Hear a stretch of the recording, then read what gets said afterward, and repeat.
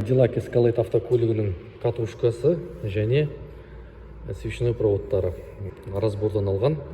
Свечной проводтың үшеуі жасайтын болып шықты. Сопротивлениесі 250 омнан 750 омның ішінде бұл жасайды, яғни.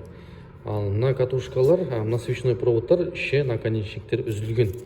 Наконечник деген мына свеч отыратын басы үзілген. Сондықтан бұл уже пайдаға аспайды. Ал мына екеуінің, екі свечной проводтың бізде сопротивлениесі слишком көп.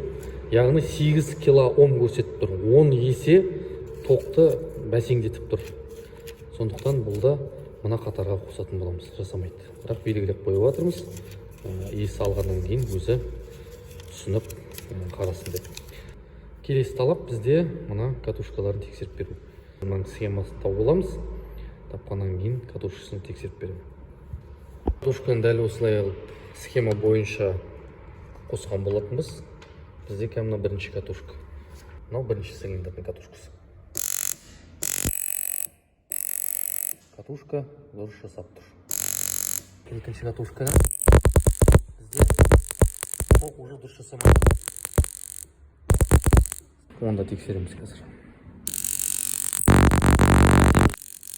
Катушка рабочий. Бесінші катушка.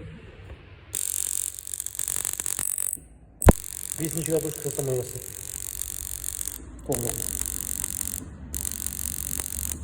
Катушка ауыстырамыз.